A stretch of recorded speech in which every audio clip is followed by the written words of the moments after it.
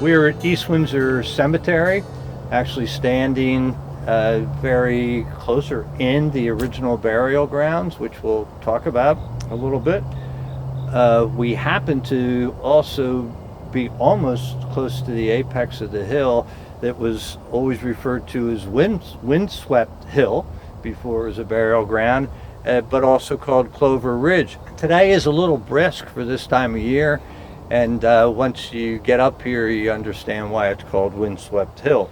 The East Windsor Cemetery Association was actually incorporated in 1845, but the cemetery is much older than that. It was originally, up where we're standing, only a little over an acre and a half, and was bequeathed to the Cemetery Association before it actually became incorporated in 1821 by someone named Isaac Ely, but it's even older than that. The original graves were dating back to the Ely family, who owned all this ground as a farm, and it was John Ely's first wife, Phoebe, who was first buried here in 1756, and she is on the west side of the original burial ground. Phoebe Allison Ely, had 12 children. So, but she lived to a pretty decent age, and she was born in 1712, died in 1756. So back then, 44, not old, but not young. But she'd had 12 children in that period of time. John was still a fairly young, middle-aged man, and he married two more times.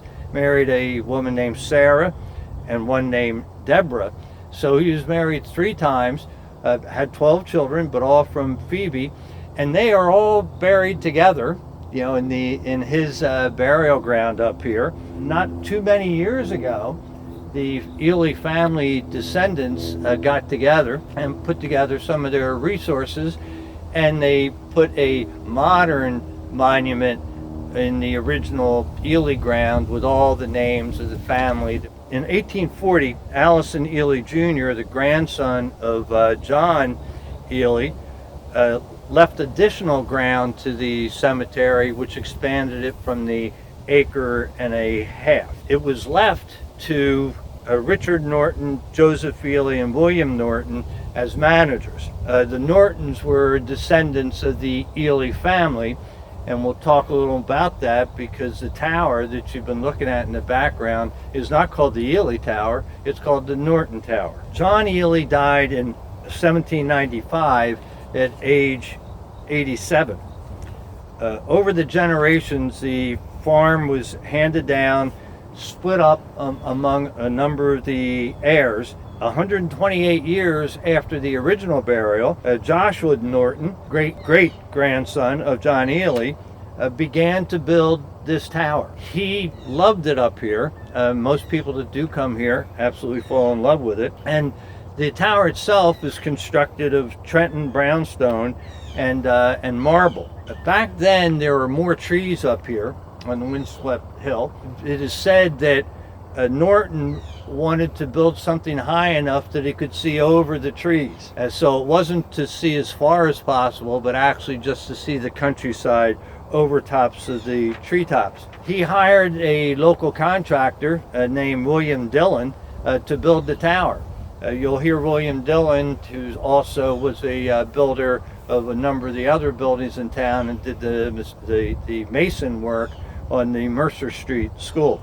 The tower itself, their walls, the stone, are 12 inches thick, and at the base, it's 10 feet by 10 feet, and overall up to its absolute top is 50 feet in height. Inside was and still exists, an iron spiral staircase, and that staircase goes up 35 feet to a platform, and on that platform there used to be a ladder that then went up to a roof level, and which you could look out the holes, which were actually glass. They had those glass windows, and then on the top there was the roof, and they had a iron balustrade that was about chest high all the way around, so you could stand on the roof and get even a higher view. I had been told when I was young that the family members that would come out and others that were familiar with it, they'd climb so they could see the new Edison lights lighting up New York City. So 50 air miles, etc. Was it true?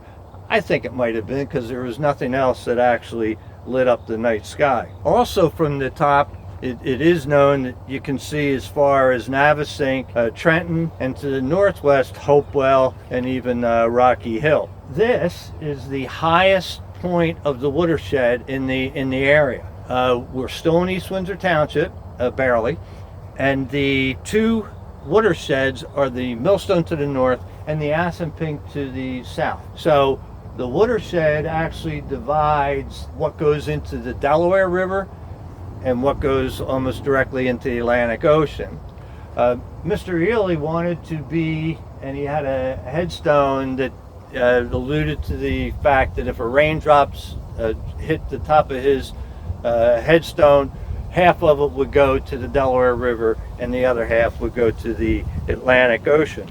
Ironically, and I don't know if this was by design, but John Ely's family originally settled on the Delaware at the Delaware Falls, which is in Trenton, which is right next to where the Assunpink River joins into the Delaware River.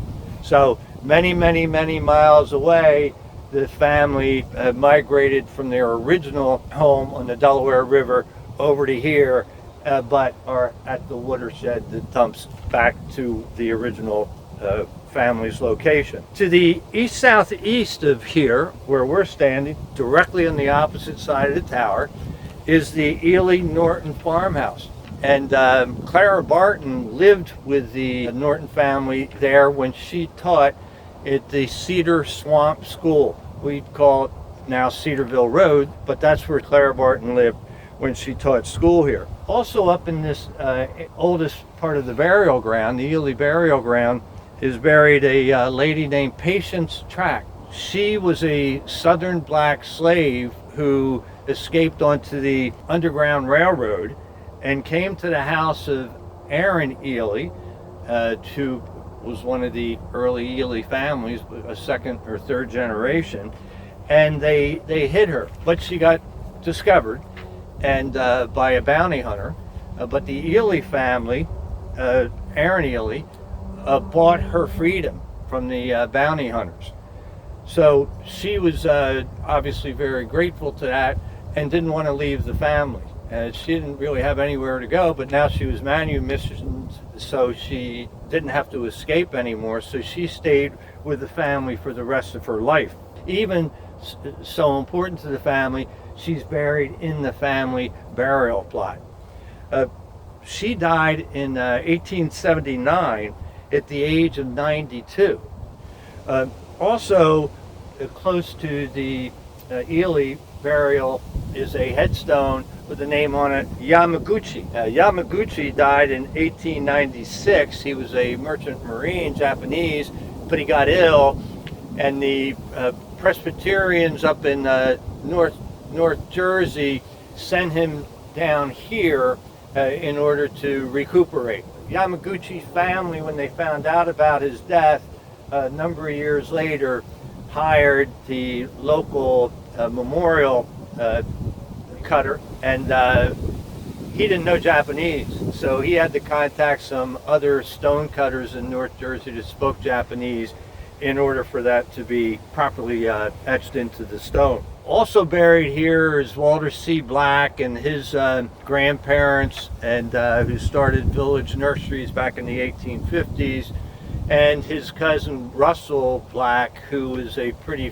famous planner, did the original plan of the park system in Mercer County, and also the plans for the Memorial Park in downtown Hightstown after the Gross Fire. But if you drive around here, you'll see names of families that have been here for hundreds of years: Robbins, Wyckoff, Black, Shin, Hartshorn, Taylor, Rosals. It's nowhere near as large as the Cedar Hill Cemetery in town, but it's also a quite different setting and certainly a beautiful spot to come to and visit and just contemplate, you know, the stars at night. Actually, I bring my children out here when there's comets and meteor showers, because it is away from the lights in downtown Hightstown and the surrounding area.